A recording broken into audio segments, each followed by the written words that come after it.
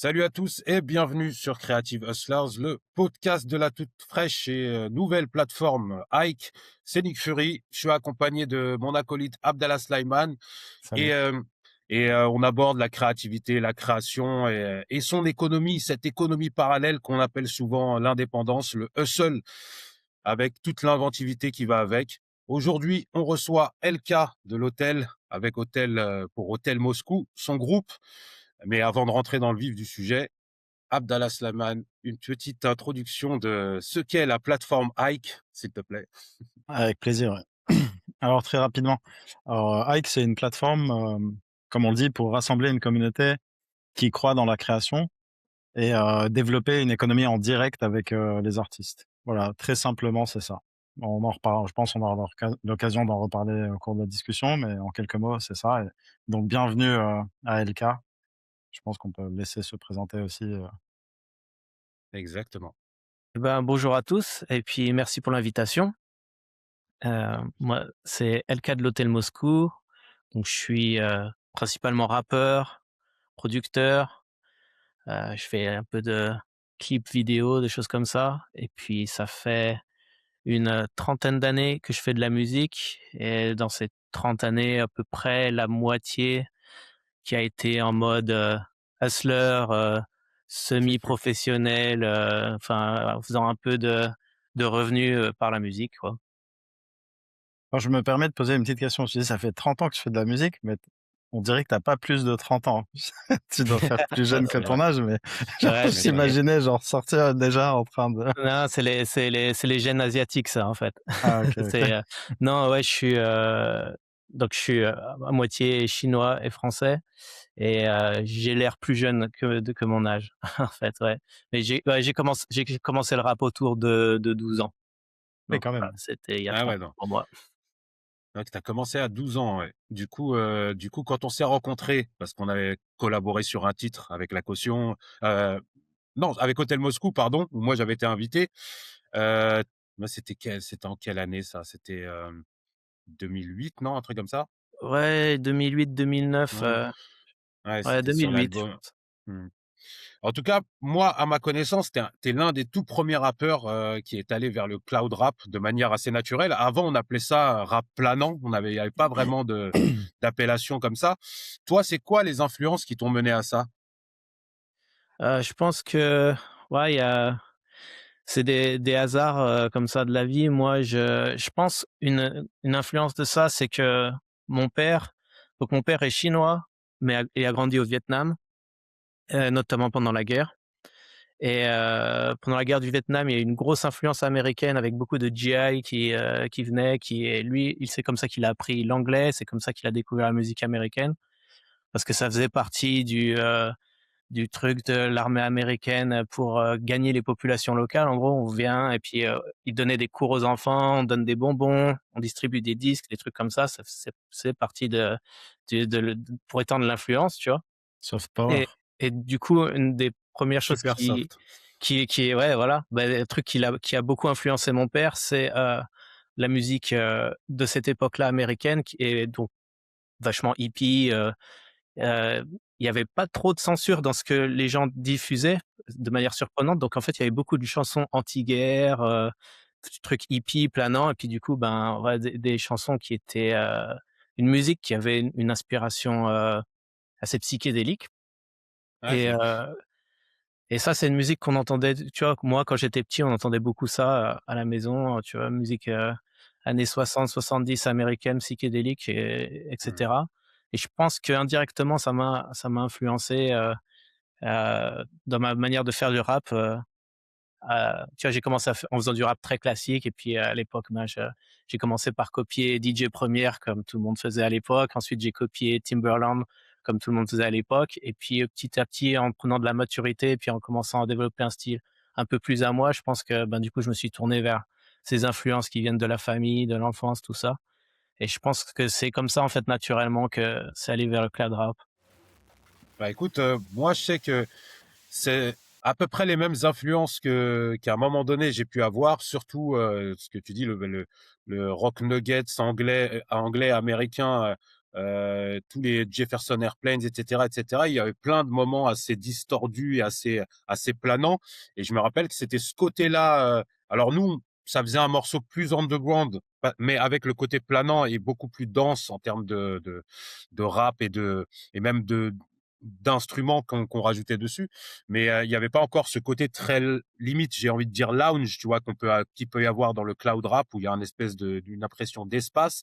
Mais par contre, il y avait dans les notes et dans l'assise tous les grands accords et des choses assez profondes, c'est genre celles qui te prennent derrière. Et c'est vrai que toi, je pense, hein, de souvenirs, peut-être je me trompe parce que j'ai peut-être pas tous les artistes en tête, mais tu es vraiment l'un des tout premiers à avoir fait un peu ce qui allait devenir le cloud rap, tu vois, avec quelque chose de très lancinant, qui laisse beaucoup d'espace, et où toi tu viens, bah, notamment avec des sujets qui te sont propres, à une époque où c'était pas forcément les sujets dont tout le monde parlait. On parle, même si je sais que dans plein de morceaux, tu as des sujets qui sont totalement ego trip, rap, très normaux, entre guillemets, pour l'époque, mais tous les sujets type le mal-être, la dépression, c'était vraiment pas dans l'air du temps. Tu avais plus le truc d'affirmation de soi et qui était mis en avant.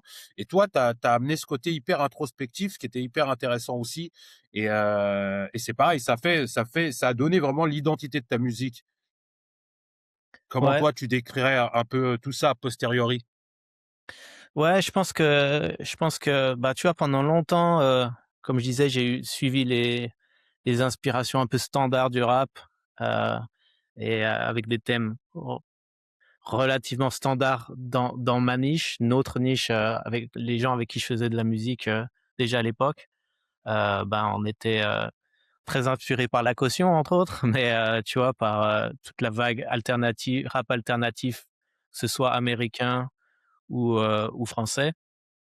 Et du coup, on faisait pas mal, le groupe, avec lequel j'ai travaillé pendant le plus longtemps s'appelle Hotel Moscou. On faisait quand même pas mal de sons Ego Trip, mais le nom Hotel Moscou, il décrivait aussi cette espèce de sorte d'ambiance, de truc un peu glauque, un peu décalé, un petit peu à part. Et puis, je pense que c'est la continuation de ça quand moi j'ai commencé à faire du son en solo.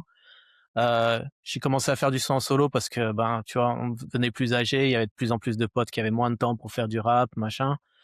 Et il y a un moment où ça a été très conscient, où je me suis dit: «Bon, bah, je vais me faire un truc solo, mais comment est-ce que je veux me positionner?» J'ai vraiment eu la réflexion en me disant que est-ce que je veux continuer de faire ce que je faisais déjà avant, ou est-ce que je veux faire un truc différent? Et ça m'a ça m'a pris quelques essais, tu vois, de sons en solo avant de comprendre, de me dire: «Ah beh, en fait, si je veux avoir la motivation d'aller jusqu'au bout d'un morceau entier en solo, il faut que ce soit un truc qui me touche vraiment et qui soit vraiment personnel, sinon je fais les choses à moitié, sinon je fais un couplet, je finis jamais le morceau, sinon, ça va pas au bout, sinon ça ressemble à rien, il y a pas une identité qui ressort. Et c'est venu comme ça, et je voulais vraiment avoir un truc où, je savais que je voulais me différencier au niveau des thèmes et des textes, et je me disais: «Ça va être ma carte de visite, mon truc pour qu'on m'identifie». Et puis voilà, petit à petit, c'est venu naturellement comme ça.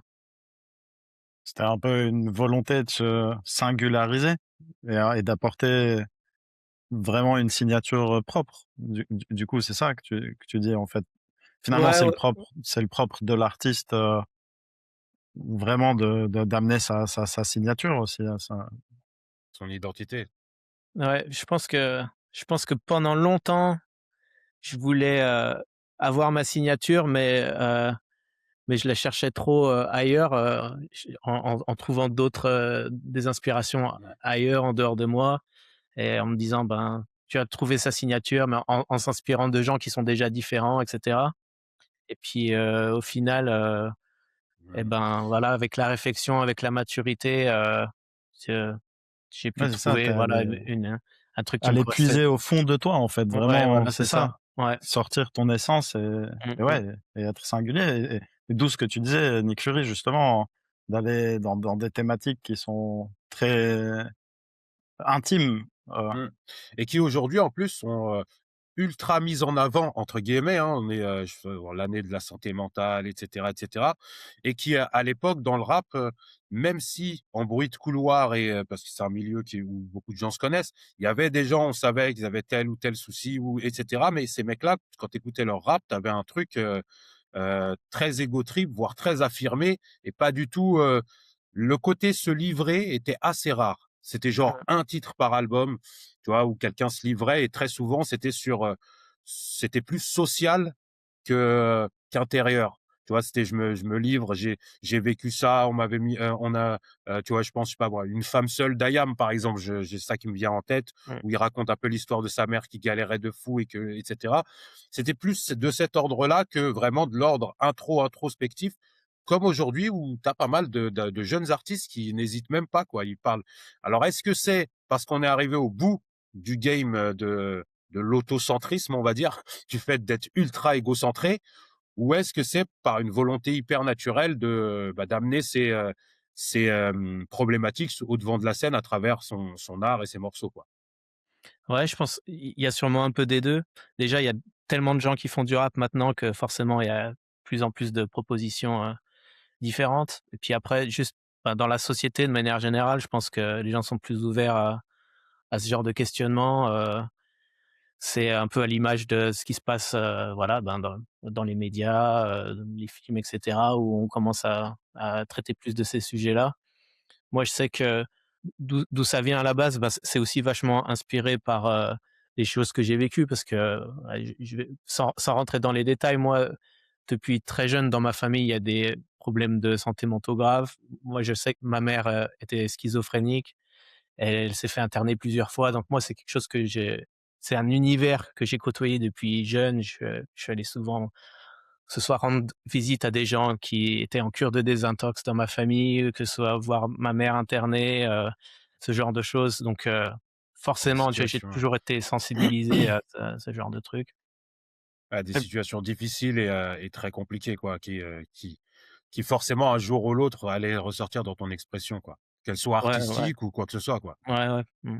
et parce que comme tu dis, quand tu parlais de l'histoire de ta famille et de tes parents, hein, c'est ça, qui Ouais, sont enfin, en tout cas, de ton père chinois, au Vietnam, après en France. Il y a aussi beaucoup d'histoires de mélange de cultures et donc enfin, de l'expression de son identité et dans un contexte où justement tout se mélange, qui est difficile aussi à tenir, quoi. Et c'est vrai que ça, à travers l'art, en tout cas, et la musique et la tienne, le fait de se livrer comme ça, d'être, vulnérable, c'est quand même très difficile aussi, et c'est une manière de conjurer d'une certaine manière, heu, la peut-être la je sais pas, c'est une question, hein, mais de conjurer, justement, heu, le glissement de sa santé mentale, quoi. C'est de dire: «Je mets ça dans l'art, dans la musique, et comme ça j'arrive à quand même, à maintenir une sanité d'esprit». Je sais pas si ça se dit, mais qu'est-ce que tu en penses? Ouais. ouais, je pense que, ouais, c'est un exutoire de toute manière, donc, je pense dans l'expression, ça ressort toujours naturellement. Heu, Quand j'étais plus jeune, je pense qu'il y avait toujours des moments où ça ressortait dans ma musique déjà, je pense cette espèce d'angle, la sensibilité et cetera, parce que de toute façon ça voilà, ça représente, des choses de ma personnalité, donc, voilà, ça allait être présent à un moment ou à un autre. Je pense quand j'étais plus jeune, un peu moins mature, il y avait plus aussi le côté, peut-être, le côté, on fait du rap, il y a le côté compétition, le côté se montrer, c'était plus un sport d'équipe aussi, hein, on était en groupe, machin. Donc, je pense ça ressortait peut-être un peu moins parce que, voilà, la culture s'y prêtait moins, mais aussi c'est une époque où on se construit, tu vois? Plus l'adolescence où on veut paraître, peut-être déjà peut-être plus fort, plus grand, plus puissant que ce qu'on est. Et puis je pense qu'il y a voilà, avec la maturité, peut-être ça m'a permis de peut-être, voilà, développer des trucs plus profonds par la suite, quoi, un peu plus tard. Ouais, c'est intéressant ce que tu dis parce que ça veut dire que en réalité, c'est vrai que dans l'adolescence, c'est pour ça que beaucoup noient ça dans le groupe, parce que l'exutoire, c'est le groupe. Mais s'ils se penchent individuellement, c'est là que c'est compliqué. Et par exemple, s'ils font de l'art, c'est pas ce type de sujet ne peut pas être forcément partagé. Si une personne a vraiment une trajectoire de vie avec des choses assez complexes, c'est tu l'impression que c'est forcément un titre solo, quoi. Parce que la deuxième personne, à moins d'être, par exemple, je sais pas, bah, frère ou de partager exactement le même type de background, ça reste assez spécial d'être là et de s'adapter au sujet de l'autre et tout. Et toi, du coup, pour sortir du thème en soi de ta musique, comment tu as arpenté, ce côté musique indé vraiment, où tu es arrivé et tu as dû, pour pouvoir, ne pas quelque part être, dans le conformisme avec tout ce qui sortait, ce qui marchait, essayer d'aller, dealer tes disques dans maison de disques et cetera. Qu'est-ce que tu as pu, avoir comme expérience dans l'indépendance de la musique? Alors, moi, je pense, heu, du fait du hasard de ma génération, on est arrivé, on était un peu après la grande vague, rap indé qu'on appelle alternatif maintenant, en France. On est arrivé un petit peu après ça et c'était déjà, l'époque compliquée où il y avait beaucoup de piratage et cetera donc déjà les idées d'aller voir des maisons de disques, ce genre de choses-là, honnêtement, ça nous est même pas venu à l'idée parce que c'était juste, clairement la mauvaise période, si on voulait faire des trucs, il aurait fallu que ce soit, faut fallu que ce soit à la néochrome, sortir des street CD, c'était plus, cette époque-là, tu vois? Et moi, c'est une époque où, ben, il y a plein de choses qui se sont passées, dans ma vie personnelle, dans les groupes et cetera où, la musique était toujours présente mais j'étais peut-être un peu moins actif au niveau, se dire: «Allez, on va en faire une carrière» et cetera. Donc c'est voilà, du côté du business, comme de mon côté personnel, il y a eu cette période où, bah, je pense que ça m'a permis de vachement maturer mon art et du coup, quand je suis arrivé au point où j'avais plus de temps, j'avais un peu de moyens, j'étais en solo, je pouvais sortir quelque chose, heu, j'étais déjà beaucoup plus mature, j'avais déjà quasiment la trentaine, heu, du coup, j'avais Ouais, tu avais une expérience qui était déjà en place, quoi. voilà, j'avais plus une expérience de vie, puis, j'avais un job stable à côté, relativement stable, je voilà et Ouais, ça, c'est important ouais. parce que du coup, justement, là, toi, tu partageais t ton ta vie d'artiste avec une vie de sociale tout à fait normale avec un taf et cetera, à ce moment-là. Tu étais en indépendant de l'autre côté. Ça, c'est un truc que beaucoup d'artistes aujourd'hui, traversent et ont toujours traversé et est-ce que toi, avec le recul, qu'est-ce que tu auras fait différemment dans l'indépendance pour, par exemple, être uniquement artiste? Ouais, ça s'est posé la question parce qu'il y a un moment où, bah, j'ai pu commencer à avoir un petit peu de revenus, par la musique, pas des sommes énormes, pas quelque chose de fou ou quoi, mais suffisamment pour me faire poser la question: «Est-ce que c'est le moment de s'y mettre à fond?» et là, bah, moi, je le dis maintenant avec le recul que j'ai aujourd'hui, je suis content de pas l'avoir fait, en fait, personnellement. Heu, je dis pas ça comme un conseil aux autres futures générations ou quoi, c'est vraiment dans mon cas Non, ouais, particulier, avec ma personnalité, ma vie de famille et cetera. Aujourd'hui, je suis vraiment content de pas l'avoir fait. Je pense que dans mon cas, c'était la bonne décision.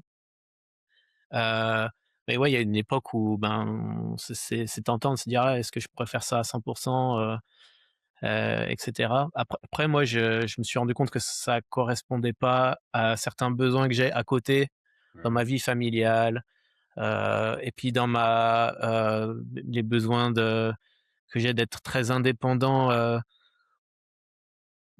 déjà indépendant dans la manière de créer mais aussi indépendant des relations que je peux avoir avec des gens qui sont dans le business, pas dépendre, de ce que les gens vont penser de ton album, que ce soit des consommateurs, que des auditeurs, que ce soit, des gens de l'industrie, parce qu'ils sont dans un média ou dans une maison de disques ou quoi que ce soit, tu vois? Moi, je suis content de ne pas avoir eu ces pressions-là et d'avoir toujours eu, à côté, bah, voilà, de quoi subvenir à mes besoins, prendre soin de ma famille et cetera.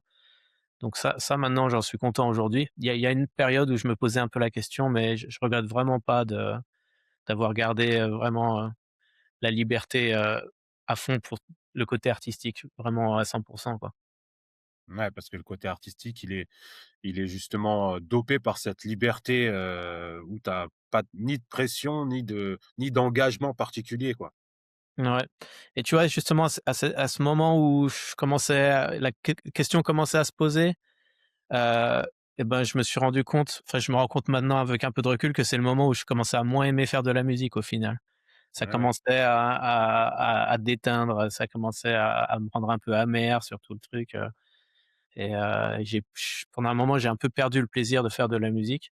Je fais mes clips généralement. La plupart du temps, je fais mes propres clips et c'est quelque chose que j'aime bien faire. Bah, voilà, sans prétention, tu vois? Juste, bah, c'est un plaisir, c'est créatif et Bah, cetera ouais, en tout et cas, ils sont très bien réussis, hein. Je me permets de ouais, te couper, celui qui est sur Ike là, ton tout nouveau morceau Starifié que tu viens d'envoyer, le clip, il est magnifique, hein. ouais, bah, Ouais, merci. franchement, félicitations, ouais. Et ben, voilà, mais par exemple, celui-là, je l'ai pu le faire, avec plaisir parce que je me suis pas dit en me disant: «Bah, il faut que le 15 décembre, ce soit fini parce qu'il faut sortir et qu'après il faut envoyer à la presse, à cette date-là et machin», j'ai eu aucune pression. Je me suis pas dit: «Ah, ce morceau-là, il faut que ce soit le single, alors il faut qu'on fasse un clip, machin, on va commencer à booker des lieux, louer du matos ou machin». J Ou alors, encore pire, tu t'es pas dit: «Je dois intégrer tel élément parce qu'en ce moment, c'est une trend sur TikTok et donc Ouais, encore pire. Ouais, ouais. Ouais, enc D'ailleurs, c'est pour ça que sur Ike justement, l'idée de contrôler son moment, son envie, enfin vraiment, il y a vraiment, une idée de contrôle qui est assez intéressante sans intermédiaire. C'est-à-dire que on peut poster quand on veut, et c'est là où quand on s'est dit on a commencé à fomenter l'idée de Ike, on s'est dit: «Ben, il faut que le truc il soit le plus libre possible».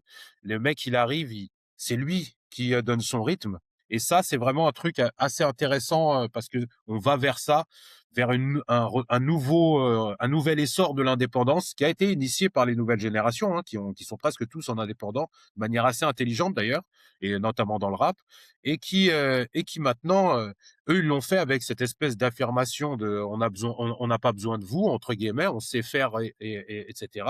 Et là, la suite des choses, elle va que dans ce sens-là, je pense, quoi.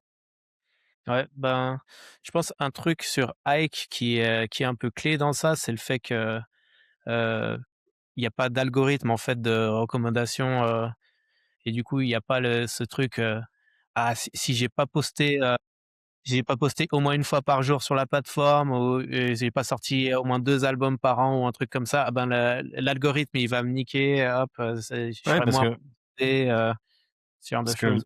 là c'est ça, on met tout sur le dos de l'algorithme et à raison, mais au fond, en fait, là, et tu as totalement raison. Le truc, c'est que c'est le modèle économique en soi. C'est comme le modèle économique n'est pas basé sur une redistribution d'abonnements et donc trouver une clé de répartition ou sur de la publicité.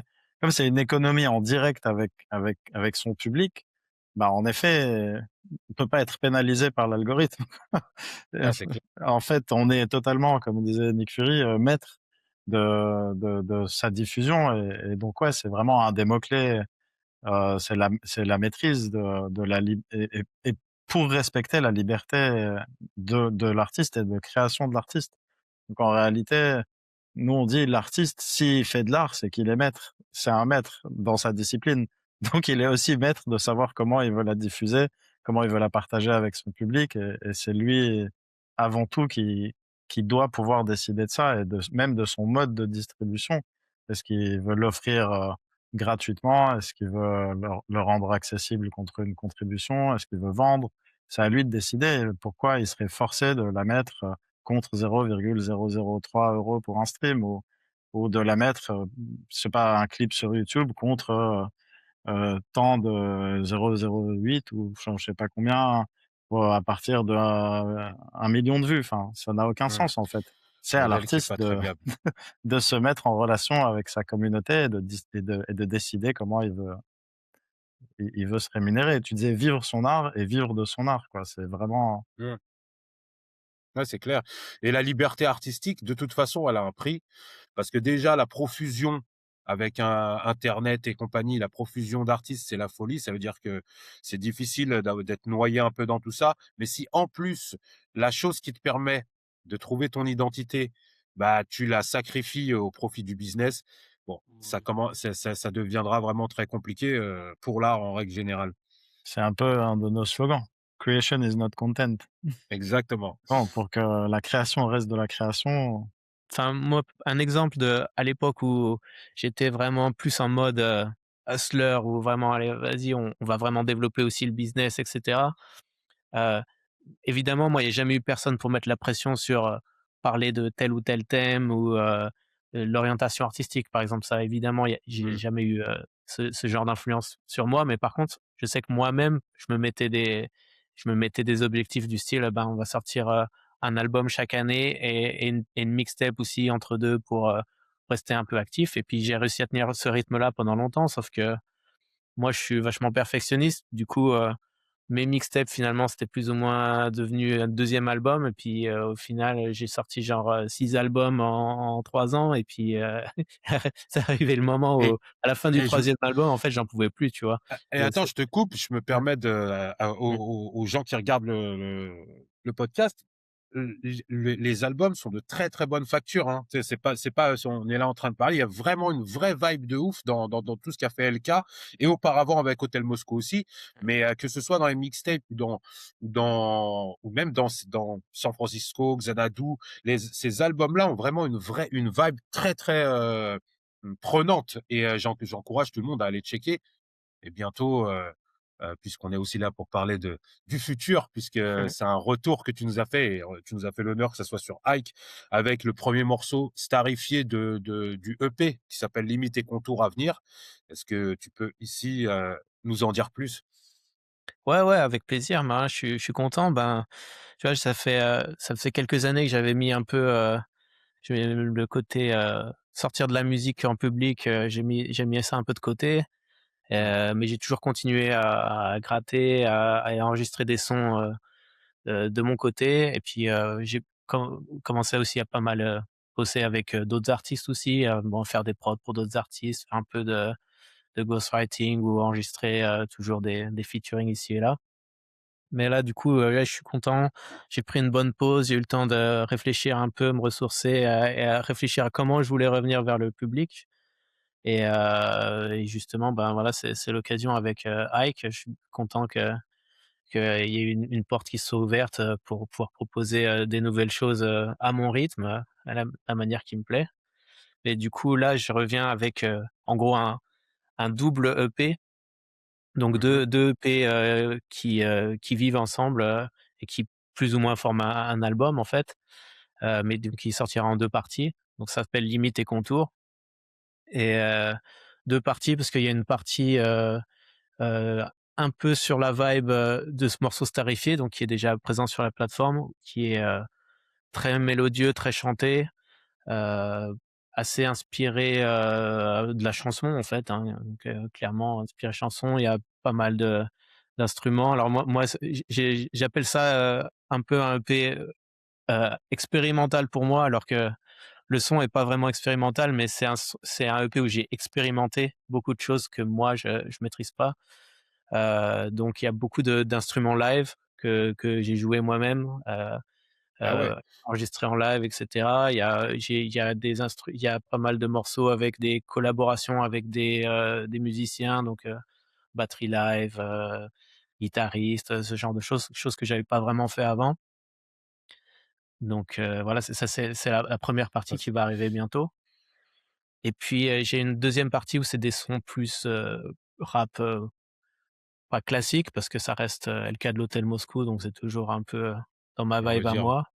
Mais, avec en tout cas les rythmiques, dans les les les règles de l'art. voilà, exactement, ouais. Et après les règles, les il y a des règles qui ont pu être tordues, surtout le rap, hein. Pour moi, le rap, c'est la musique où justement il y a pas de règles. Ouais, Et c'est pour ça qu'elle est devenue si forte, c'est qu'elle peut avoir son occurrence ultra mainstream, comme un mec complètement ouf qui a un concept de malade. Et en tout cas, nous, on attend déjà limite et contours, au plus vite, parce que j'ai hâte d'écouter. Surtout là, j'essaye là, tu m'as dit que ça a été fait avec des musiciens. J'essaye de voir dans Starifié quels instruments, parce que tu as vachement réussi à remettre ça, allez, très produit de manière traditionnelle, tu vois, très limite composé. Et peut-être là, ouais, la guitare qui est dedans, certainement, ouais. Mais en tout cas, tu as réussi à trouver l'alchimie avec le mix pour que ça sonne pas, tu vois, euh, si évident que ça. ouais, alors ça dépend des morceaux, les utilisations de musiciens et cetera. Là, en l'occurrence sur Starifié, c'est plus, je pense, dans la structure du morceau et le côté très mélodique où, Ouais. où c'est très inspiré chanson. Là, c'est pas moi qui ai produit le beat, sur ce morceau-là, en particulier, donc Ah, ok, c'est une d'accord, ouais. flûte, traditionnelle, C'est mais pour ça que j'étais en train de me dire, attends, ouais, j'ai pas vraiment percuté sur les musiciens, mais en tout cas, il est sur Ike, allez l'écouter, c'est un très très bon morceau et la suite, on a pu jeter une oreille dessus, c'est au top et voilà. LK, ouais, je pense qu'on peut dire déjà qu'on on est en train de peaufiner quelques détails, mais en avril, je pense qu'on pourra au écouter top. la suite, et on pourra discuter de tous ces morceaux en détail du coup. Ouais, Ouais, ouais, ouais. carrément. Mmh. Et ouais, du coup, j'invite aussi les gens à aller checker les autres albums. Il y a vraiment, vraiment une vibe hyper particulière. Moi, je me souviens, bon, nous, on était entre guillemets en pleine tournée, etc. Quand on s'est rencontrés, toi, t'arrivais, on va dire. Et c'est l'un des premiers trucs qui m'avait un peu marqué. Avec le recul maintenant, je me dis que ça m'avait pas marqué, entre guillemets, genre de manière un peu pour rien, quoi. Donc voilà. Merci en tout cas à toi, LK, d'être venu sur le podcast Creative Hustler, le podcast de Ike. Que dire? Peut-être on va te laisser. Ouais, Ouais, le mot de la fin, c'est ça. ouais, on va lui laisser le mot de la fin. Euh, Tu vis en plus loin de tout le circuit français maintenant du game, puisque tu vis en Angleterre, c'est ça, hein? Ouais, alors, moi pardon. Ça fait 12 ans que je vis hors de France. Alors c'est vrai que ça aussi permet de voir le game un peu de manière un peu plus distante. Ça fait donc 12 ans, j'ai fait 11 ans à Londres et là, ça fait 1 an que j'habite à Jersey, dans les îles Anglo-Normandes, pour ceux qui connaissent. Et Ouais. si jamais vous voulez, venir me rencontrer, C'est heu là où ils ont tourné Viking ou un truc comme ça. Les îles anglo-normandes, c'est vraiment l'endroit des débarcations de Vikings et tout ça. Ouais, les Vikings et les pirates, ouais, Ouais. il y a pas mal de il y a pas mal de Ça, ça, légendes, sur ça dans le coin. ça va inspirer tes prochains albums. Ils vont Ouais, être ultra violents. Ils vont être ultra violents. Ça va être à base de haches et compagnie. ouais, puis il y a de quoi, tu vois? C'est pour on parlait des clips, tu vois? Il y a de quoi, il y a des décors là, tu sais, les Ah bah dolmens ouais. et tout machin. On va pouvoir faire, la tribu de Dana, en version, en version Ouais. cloud. Je voyais un truc peut-être plus hardcore que ça, mais Ouais, ouais. ouais, j'imagine. Ouais, non, parce que toi, là, tu penses à la guerre Ah qui est ouais. partout sur la planète Mmh. en ce C'est moment. ça, C'est exactement. Je suis là, en plus toute la journée, ben, toute la journée, il y a des nouvelles news, des fakes et des vrais qui ouais. s'entrechoquent Ouais, sur et lui est d'ailleurs, c'est mort, l'autre cool est cette, dame. cette parenthèse qu'on peut avoir à parler d'art et de culture Tu m'étonnes. dans ce monde un petit peu quand même de fou, quoi. Comme tu disais, le monde en a besoin, mais de manière générale, on a besoin de cette Ouais, poche de respiration. Et c'est agréable aussi, et c'est très agréable. Et qu'est-ce que tu en penses, toi, justement, LK, à part faire des futurs clips peut-être de Non, sur... violence rare. sur la poche de respiration, ben, l'art, je pense est important des 2 côtés, à la fois pour, ben, si on quand on a besoin d'une pause pour se ressourcer, pour, retrouver, peut-être des émotions différentes, des choses qui, ouais, qui permettent de se recentrer sur, ben, sur soi, sur sa vie intérieure ou sur ce genre de réflexion. Et puis ça c'est aussi hyper important pour tous ceux qui vivent la violence, pour tous ceux qui, qui vivent la souffrance et qui ont besoin aussi de l'exprimer et puis de la partager, parce que c'est aussi quelque chose qui est important à entendre. Je crois que toi, Nick, tu étais très impliqué, hein, niveau, avec la Palestine, entre autres, il me semble. Ouais, ouais, c'est clair. Et c'est vrai que il y a aussi, mais ce sera l'occasion à la limite un de ces 4 d'en faire tout un sujet parce qu'il y a aussi, tu vois, quand on disait on essaye d'arbitrer entre, le business et la liberté, de faire ce qu'on aime, ce qu'on veut et cetera. Mais dans même l'engagement, je trouve qu'il y a quelque chose d'assez dingue que moi j'ai vécu en Palestine où quand on a été là-bas avec Génération Palestine, on a rencontré des gens qui étaient dans des situations tellement compliquées que toi venir avec, même, ton engagement et cetera, tu avais cette espèce tu sais, de pudeur, tu vois? Parce que tu te dis: «Mais attends, je fais en réalité, je fais ce que je peux». C'est-à-dire j'essaye d'être un témoin d'une époque, et un témoin de ce que les gens vivent, mais limite c'est pas assez, tu vois? Il y a cette espèce de dualité aussi qui jouait beaucoup.